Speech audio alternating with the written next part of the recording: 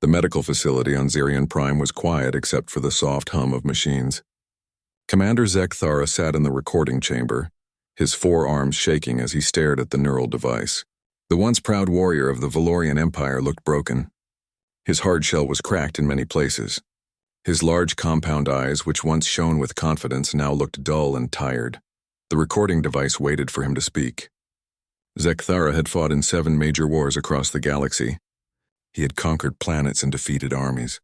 Other alien species feared him, but now, sitting in this small room, he looked like a frightened child. "Begin recording," said the medical officer, a young Valorian female named Kesara.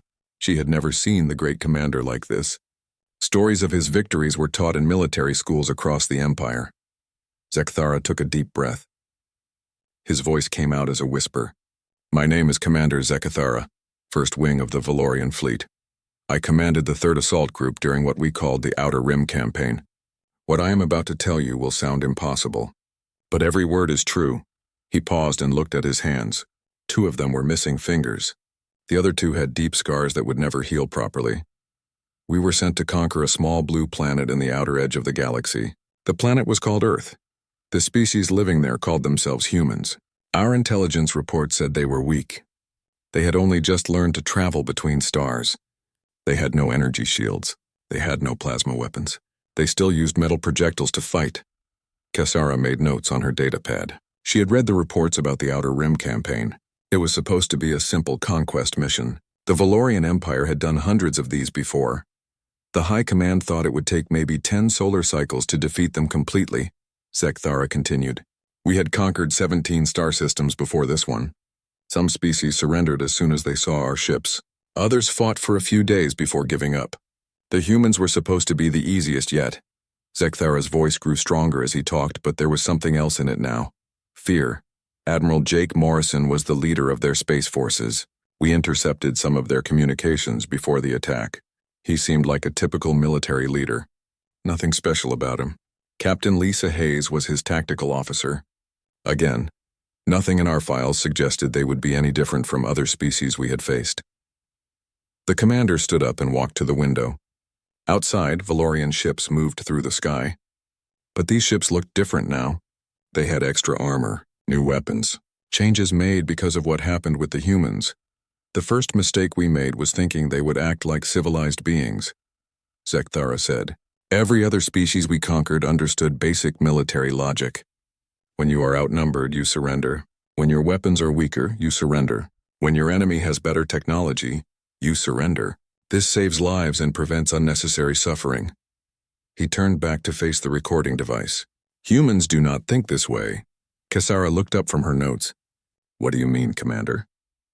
I mean they do not surrender, ever. Not when they are outnumbered. Not when they are outgunned. Not when they are facing certain death. They fight until their last breath and then somehow they keep fighting. Zekthara sat back down, his forearms wrapped around himself like he was cold. Our first target was their colony world in the Kepler 442 system. They called it New Eden. It had maybe 50,000 humans living there, mostly farmers and miners. Simple people. We brought 3 assault fleets, over 200 ships, enough firepower to destroy the entire planet if needed. The commander closed his eyes, remembering. We expected them to surrender as soon as they saw our ships. Instead, they sent us a message. It was from their colony leader, a human female named Mary Rodriguez. She was a small woman, maybe 40 Earth years old. She had been a teacher before becoming a farmer on this world. Zekthara opened his eyes and looked directly at the recording device. Do you know what she said to us? She said, You picked the wrong species to mess with. We suggest you leave now while you still can. A teacher. Threatening 3 Valorian assault fleets. Kesara stopped writing. A teacher threatened our battle fleets? Yes, and she was not joking. When we began our attack, these farmers and miners fought back. They did not have proper weapons. They did not have military training, but they fought like demons from the ancient stories. Zekthara stood up again and began pacing around the small room. There was a human named Pete Johnson. He was an agricultural engineer. His job was to maintain farming equipment. When our dropships landed near his facility, he disappeared. We thought he had run away in fear. The commander stopped pacing and gripped the back of his chair. 3 hours later, one of our dropships exploded. Then another. Then another. This Pete Johnson had somehow turned farming chemicals into explosive devices. One human, one engineer. He destroyed 6 of our ships before we even found him. How is that possible? Kesara asked. That is what we kept asking ourselves. How is this possible? How can a species that just learned to travel between stars be so dangerous? How can farmers fight like trained soldiers? Zegthara sat down heavily in his chair. But that was just the beginning. The real nightmare had not started yet. We thought Pete Johnson was unusual. We thought Mary Rodriguez was just being brave. We had no idea that this was normal for humans. We had no idea that every single human on that planet would fight the same way. The commander looked at his damaged hands again. By the end of the first day, we had lost 30 ships and over 2,000 soldiers. To farmers. To teachers. To people who grew food for a living. Our military analyst could not understand what was happening. Neither could I. Zegthara reached for a cup of water with one of his good hands. It shook as he brought it to his mouth. That night, as I lay in my command ship looking at the reports, I realized something terrible. We were not fighting a primitive species. We were fighting something else entirely, something that made war itself afraid. The recording device continued to hum softly in the quiet room.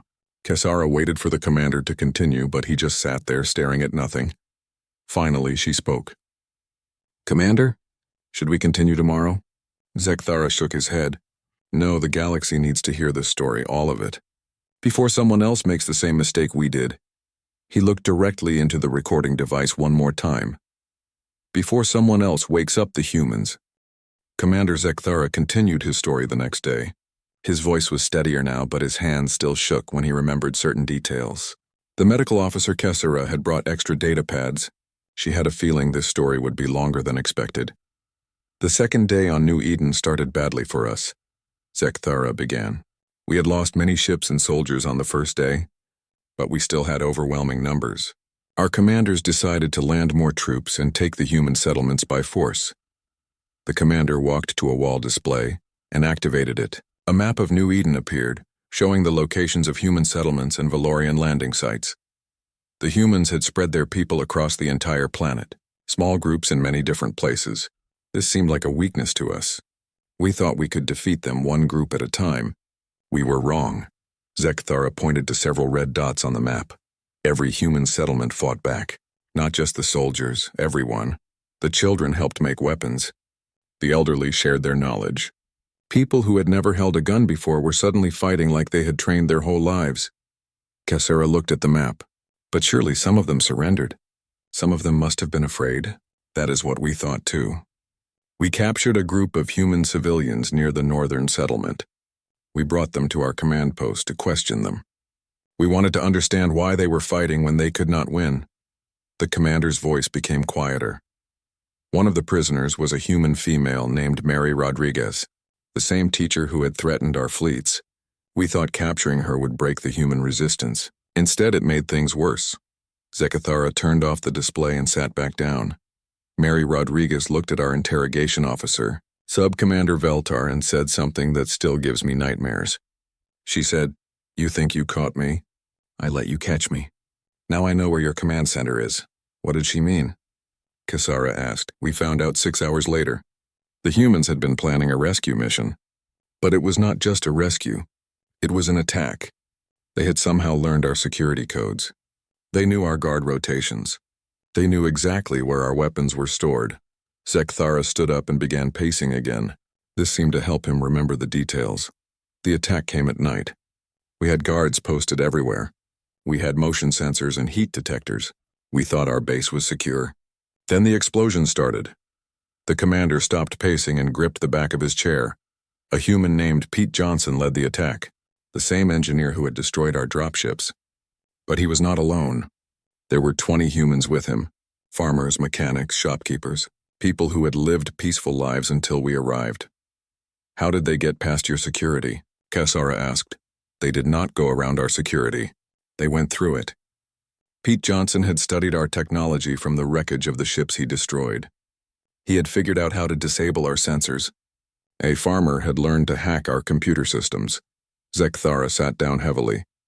But the worst part was not the attack itself. The worst part was how they fought. Valorian soldiers are trained to fight with honor. We follow rules. We try to minimize casualties. We treat prisoners well. The commander looked directly at the recording device. Humans do not follow any rules in war. They fight to win. Nothing else matters to them. During the attack on our base, a human female named Betty Clark crawled through a ventilation shaft that was on fire. Her clothes were burning, but she kept going until she reached our communication center.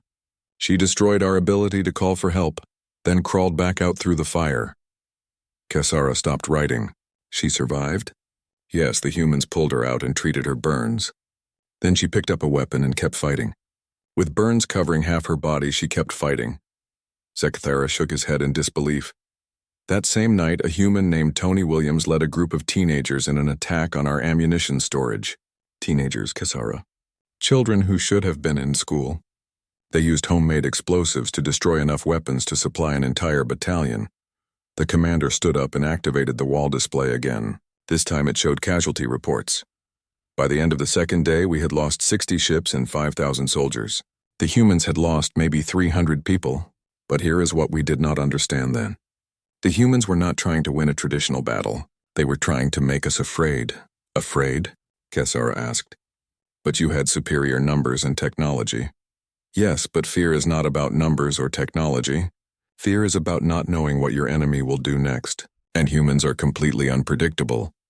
Zekthara pointed to a section of the map. On the third day, we surrounded a human settlement. We had them completely trapped. No escape routes. No reinforcements coming. Any civilized species would have surrendered. The commander's voice became very quiet. Instead, they sent out one person to negotiate. A human male named Danny Moore. He was a shopkeeper. He sold food and supplies to the colonists. He walked up to our lines carrying a white flag. A surrender? Kesara asked hopefully. No. Danny Moore walked up to our commanding officer and said, "We have a deal to offer you. Leave this planet now and we will let you live." A shopkeeper, surrounded by our entire army, offering to let us live. Zekthara laughed, but it was not a happy sound. Our commanding officer, Colonel Thexmore, laughed at him. He said humans were insane to think they could threaten the Valorian Empire. Danny Moore nodded and said, "Okay, you had your chance." Then he walked back to his settlement. The commander turned off the display and sat down. 2 hours later, the settlement exploded. The entire thing, all the buildings, all the supplies, everything. The humans had rigged their own town with explosives. They destroyed everything rather than let us have it. Kesara looked shocked. They killed themselves? No, that is the terrifying part. They had dug tunnels under the settlement. All the humans escaped underground while their town exploded above them. They had planned this from the beginning. They let us surround them so we would be close when the explosions happened. Zekthara rubbed his damaged hands together. We lost another 1,000 soldiers in that explosion, but the humans did not stop there. As our survivors tried to retreat, the humans attacked from the tunnels. They came up behind us, around us, everywhere at once. The commander looked at Kesara with tired eyes. That was when I first understood what we were really fighting. These were not civilians defending their homes. These were not soldiers following orders. These were predators who had been woken up, and they were hunting us. The recording device hummed quietly in the room. Outside the window, Valorian ships continued their patrols, but now Kesara understood why they looked so heavily armed. "Commander," she said quietly, "how did the story end on New Eden?" Zekthara smiled sadly. "It did not end, Kesara. That was when we realized the real war was just beginning." On the third day of recording, Commander Zekthara looked different. The medical officer Kesara noticed he had not slept well. His compound eyes were more dull than before, and he kept looking toward the door as if expecting someone to burst in. The fighting on New Eden lasted 2 more weeks, Zekthara began. But that was not the worst part. The worst part was when their space fleet arrived. Kesara activated her recording equipment. I thought human space technology was primitive. We thought so too. We were wrong about many things. The commander walked to the window and stared out at the Valorian ships in the sky. Admiral Jake Morrison brought 12 human ships to help the colonists.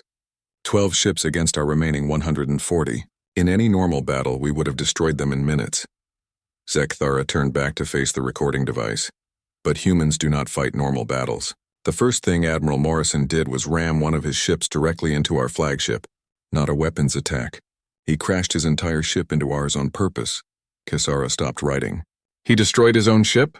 Yes, but he also crippled our command vessel. Then while we were confused and trying to recover, the other human ships attacked. But they did not attack like any military we had ever seen. The commander sat down and rubbed his temples with two of his hands. Captain Lisa Hayes led a boarding party onto one of our destroyers. She and 30 human soldiers got into small attack craft and flew directly at our ship. We shot down half of them, but the others made it through our defenses. That sounds like a normal boarding action, Kisara said. No, it was not normal. When Captain Hayes and her soldiers got inside our ship, they did not try to capture the bridge or the engine room like trained soldiers would. Instead, they split up and started hunting our crew through the corridors. Zekthara's voice became quieter. Our security recordings showed what happened next. The humans moved through our ship like they were hunting animals. They did not make noise. They did not waste ammunition.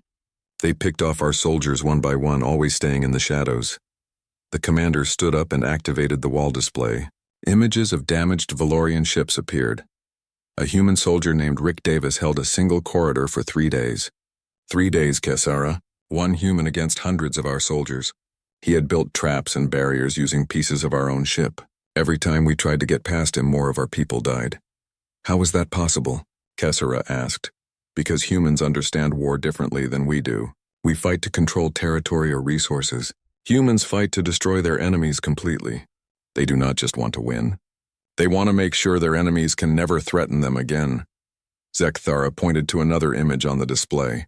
Lieutenant Amy Foster took control of our battleship Void Striker by herself. One human female against a crew of 3,000 Valorians. She used the ventilation system to move around the ship without being detected. She sabotaged our life support, our weapons, our engines.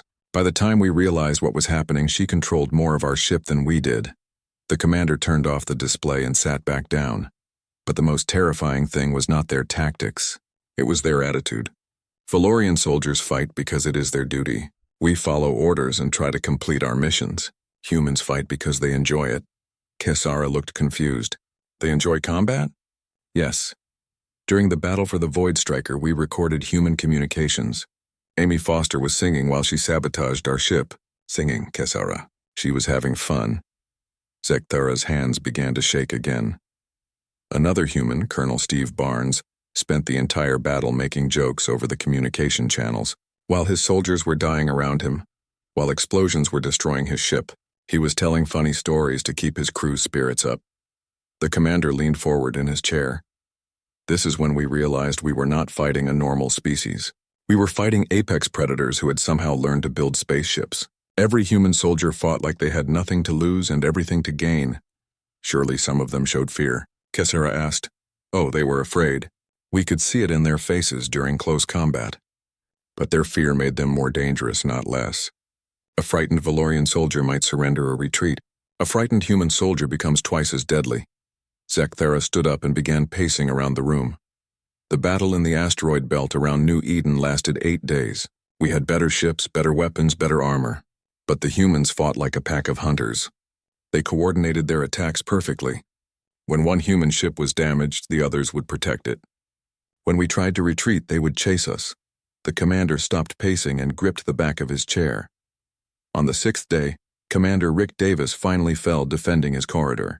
We thought this would demoralize the other humans. Instead, it made them angry. Very angry. What happened? Kesara asked.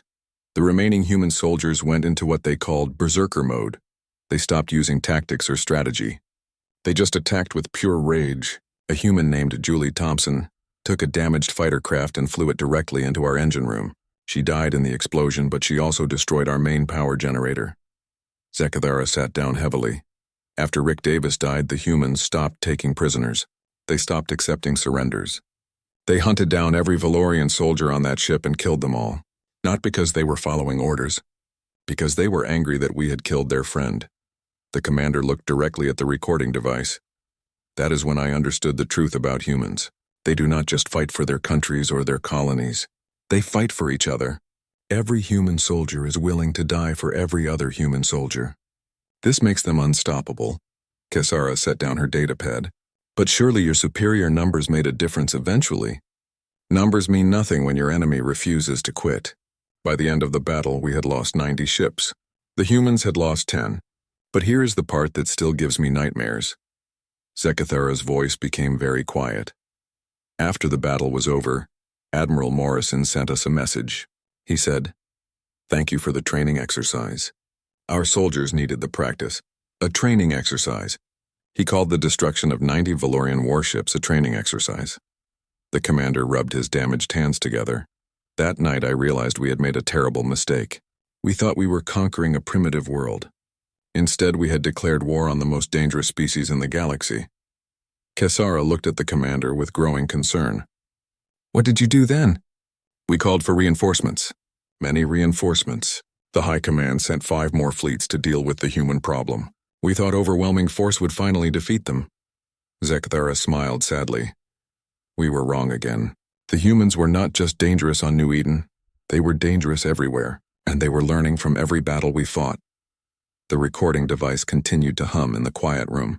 Outside the window, Valorian ships patrolled the sky, but now they seemed less like conquering forces and more like guards protecting against something terrible. "Commander," Kesara said carefully, "how many more fleets did the High Command send?"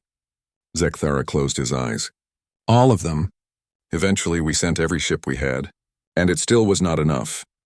Commander Zekathara did not sleep for 3 days after the last recording session. Kesara found him in the medical facility's library, reading reports about human military tactics. When she asked him why, he said he was trying to understand how they could have been so wrong about everything. The reinforcements arrived 2 months after the Battle of New Eden. Zekathara began when they resumed recording. 5 full battle fleets. Over 800 ships. The largest military force the Valorian Empire had ever assembled. Kesara noticed the commander's hands were steadier today, but his eyes still darted toward the door regularly. Admiral Korixtan commanded the new forces. He was our greatest military mind. He had conquered 12 star systems and never lost a single battle. The High Command was confident he would solve the human problem quickly.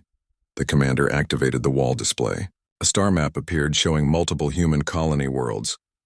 By this time, the humans had spread to 14 different planets in 3 star systems. Admiral Korixtan decided to attack all of them at once. He thought this would prevent the humans from helping each other. "That sounds like a good strategy," Kesara said. It was a good strategy.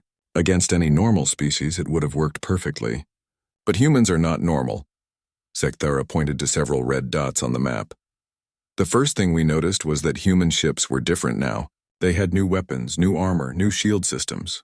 In just 2 months, they had somehow improved their technology by decades. The commander touched the display, and images of human ships appeared. Human engineer named Danny Clark had taken apart the wreckage from our ships. After the Battle of New Eden, he had reverse-engineered our plasma weapons and made them better. Not just as good as ours. Better than ours. Kesara looked at the images in shock. "How is that possible?" We asked the same question. Our scientists had spent centuries perfecting plasma weapon technology. How could one human engineer improve it in 2 months? Zekathara sat down and rubbed his temples. Dr. Helen Murphy, a human scientist, had been studying captured Valorian soldiers from the first battle. She had learned how our biology worked. Then she created weapons specifically designed to fight us. Weapons that could paralyze Valorian nervous systems without killing us. "That sounds almost merciful," Kesara said. "We thought so too, until we realized why they wanted us alive. They were studying us, learning everything about our technology, our tactics, our weaknesses. Every Valorian they captured made them stronger." The commander stood up and began pacing. The attacks on the 14 human worlds all failed. Not because we did not have enough ships or soldiers.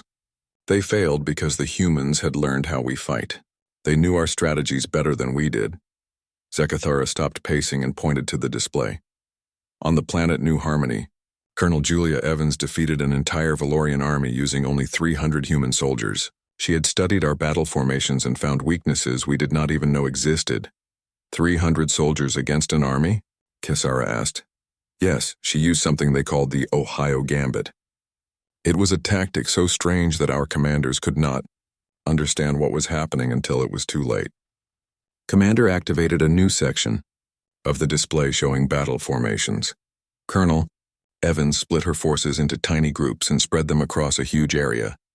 Each group had only 10 or 15 soldiers. Our commanders thought she was making a mistake. We concentrated our forces to crush these small groups one by one. Zekthara's voice became excited as he remembered the details, but the small human groups did not try to fight us directly. Instead, they attacked our supply lines, our communication centers, our medical facilities. While our army was marching around looking for them, they were destroying everything we needed to fight. Hit-and-run tactics? Kesara suggested. More than that. Every small group was connected to all the others through hidden communication networks. They moved like fingers on a hand, always working together even when they were spread across continents. The commander sat back down.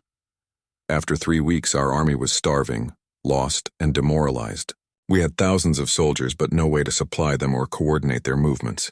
Colonel Evans had defeated us without fighting a single major battle.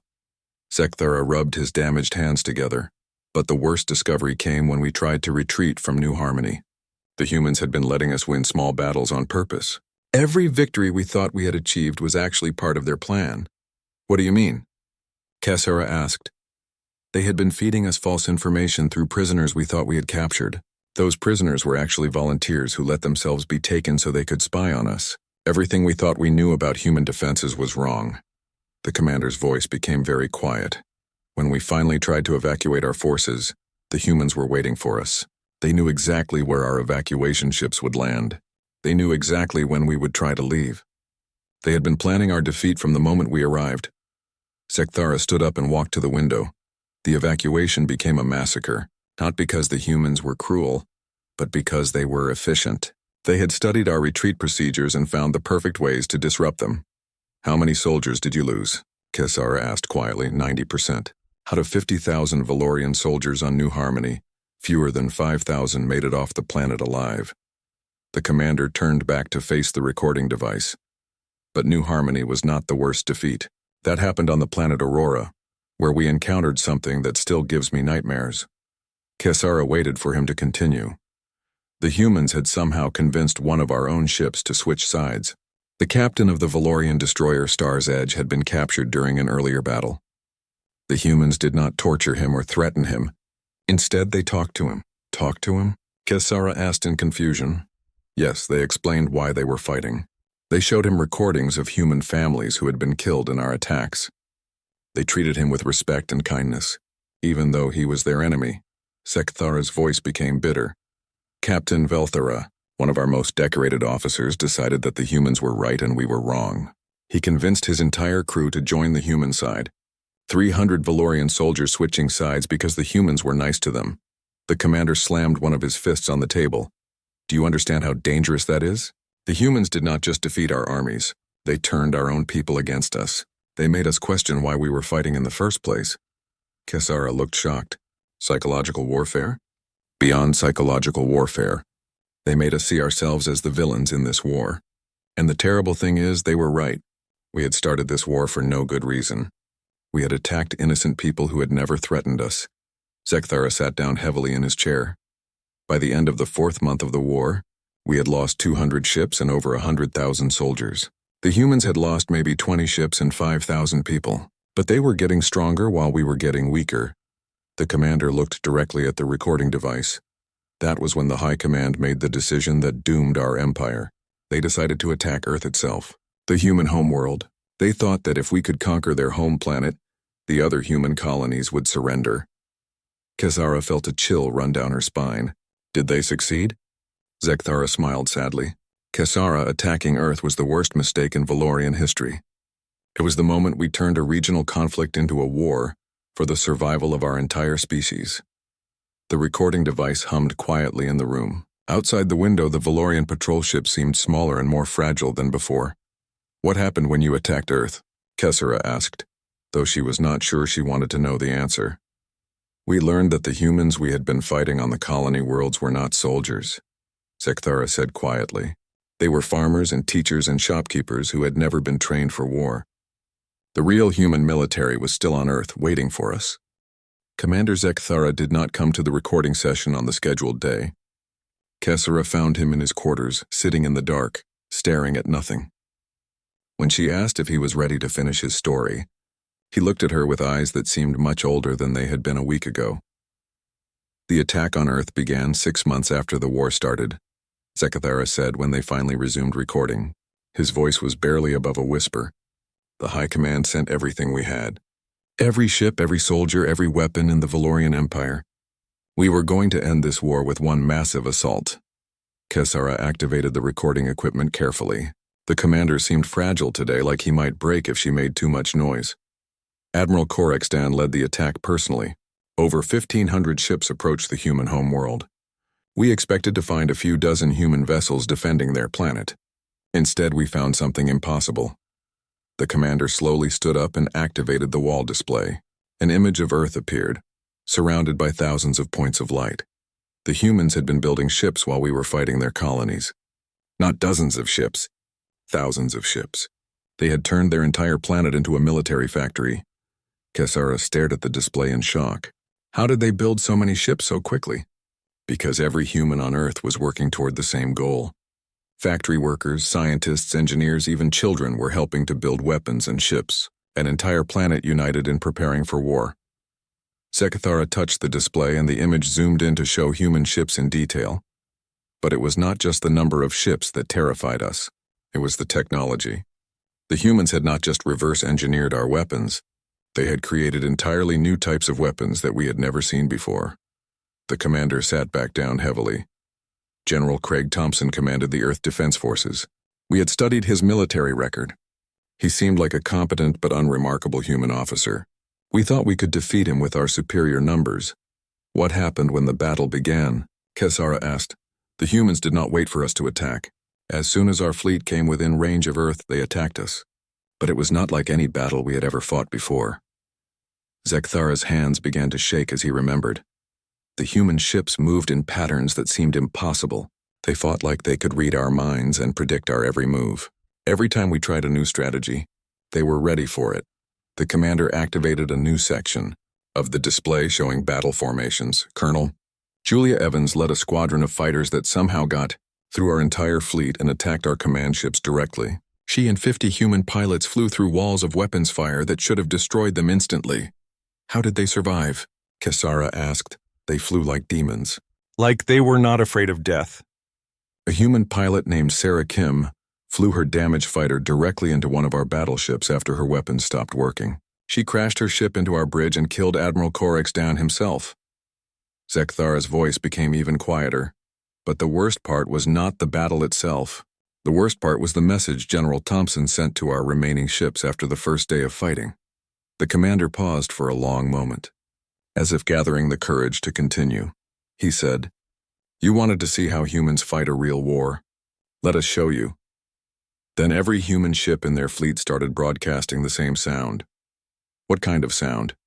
Kesara asked. Singing. The entire human fleet was singing while they fought us. War songs from their history. Songs about death and victory and protecting their homes. They were singing while they destroyed our ships. Zekthara rubbed his damaged hands together. The battle lasted for 8 days. Every day we lost more ships and soldiers. Every day the humans seemed to get stronger and more dangerous. On the 5th day, they started using weapons we had never seen before. The commander stood up and began pacing around the room. A human scientist named Dr. Patricia Lee had created something called neural disruptors. Weapons that could shut down Valorian brains without causing permanent damage. Our soldiers would just fall asleep in the middle of battle. That sounds merciful, Kesara said. It was merciful. And that made it even more terrifying. The humans could have built weapons to kill us all quickly. Instead, they built weapons to capture us alive. They wanted prisoners so they could study us and learn even more about how to fight us. Zekthara stopped pacing and gripped the back of his chair. On the 7th day, with most of our fleet destroyed, the remaining Valorian commanders decided to surrender. We had never surrendered to anyone in our entire history. But we knew we could not win. The commander's voice became very bitter. Do you know what General Thompson said when we offered to surrender? He said, "We do not accept surrenders from species that attack children." Then he showed us recordings of Valorian attacks on human schools and hospitals during our assault on the colonies. Kesara felt sick. What did the humans do then? They gave us a choice. We could either retreat to our home system and never bother humans again, or they would follow us home and finish the war there. Zekathara sat down and looked directly at the recording device. But here is the part that still terrifies me. General Thompson told us that everything we had seen so far was just a small demonstration of human military power.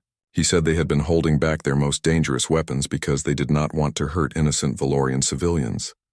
The commander's voice became very quiet. Holding back. They had been holding back during the entire war. The weapons that had destroyed our fleets, the tactics that had defeated our armies, the technology that had outmatched our best equipment. All of that was just the humans fighting at half strength. Kesara stared at the commander in disbelief. What happened next? We retreated. The greatest military force in Valorian history ran away from one human planet. We limped home with fewer than 200 ships out of the 1,500 we had started with. Zekathara stood up and walked to the window one last time. But the story does not end there. 6 months after our retreat, a single human ship arrived at Xerion Prime.